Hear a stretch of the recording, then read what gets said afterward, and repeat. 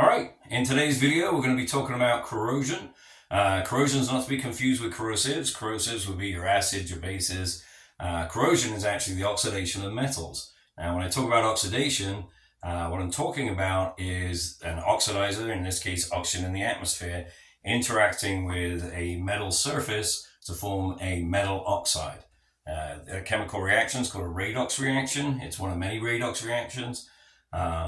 And what happens is the oxygen is removing electrons from that iron, and the iron is donating electrons to that oxygen, and that's the chemical reaction that makes the iron oxide.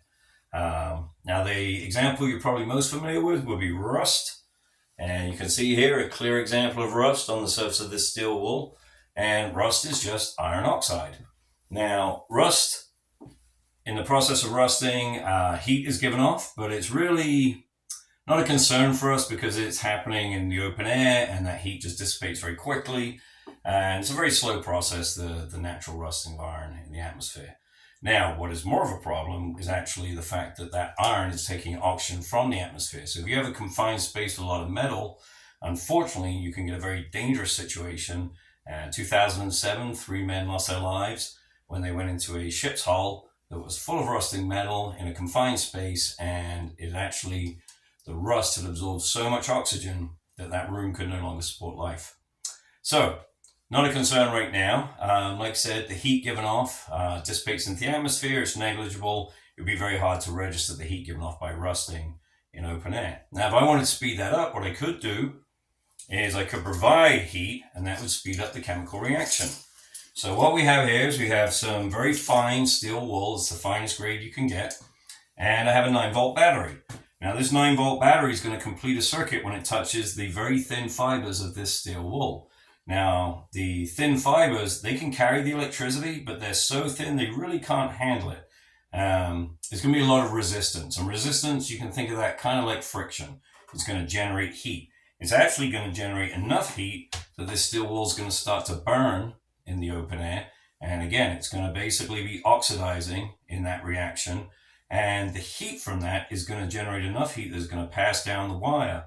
Now, if this was a big, thick chunk of steel, then that heat would just dissipate through the chunk and it wouldn't be an issue. But because these are very, very thin fibers, it doesn't really have anywhere to go. And so that localized heat builds up and you get more combustion, more heat, which continues the reaction. So you have that continuous reaction. So what I'm going to do here is I'm going to touch the battery to the steel wool and you'll be able to see what I'm talking about.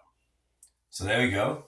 So again, this is just oxidation of a metal, but this time there's enough heat for that to continue. And this is an example of a metal burning. A lot of people don't think the metal can burn, but the same product is formed. We've formed iron oxide. In this case, it doesn't have that typical rust color because rust is actually iron oxide hydrate, and that's a whole different subject. But again, we formed iron oxide. We formed it quickly because heat provided the energy for that reaction. So if I wanted to speed that reaction up even more, what would I do? Well, I could provide more oxygen. How would I do that? Same way you would for a campfire. You blow. So what I'm going to do is I'm going to take this experiment outside and see what happens if I give it a lot of oxygen. So follow me outside.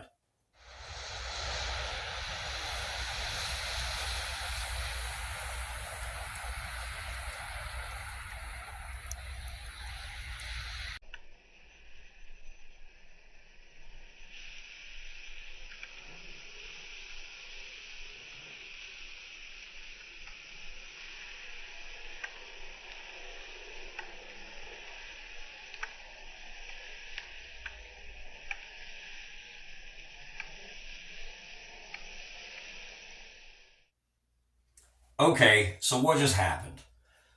Well, remember how I said I was going to increase the oxygen? Obviously, I can't increase the oxygen in the atmosphere. It's going to stay at 20.9%.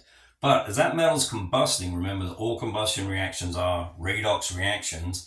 The substance is being oxidized. That's why it's part of the fire tetrahedron.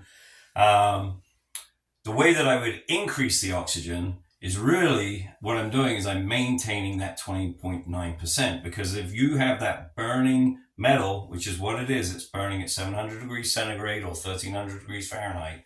That burning metal is taking oxygen from the atmosphere for that combustion reaction. Now that is almost instantly replaced, but not quite instantly replaced. So there's less oxygen available for the metal to burn. So it's going to be more of a smolder, okay, as it passes down. Now, if I whip that metal around, or if I blow into a campfire, I'm immediately introducing fresh air with 20.9% oxygen and making that available to interact with the burning material. And you get a much more vigorous burn. Okay, so that's it for today's video. The video was on corrosion, but we also touched on redox reactions. We're going to get into combustion. So come back next week for another video. All right.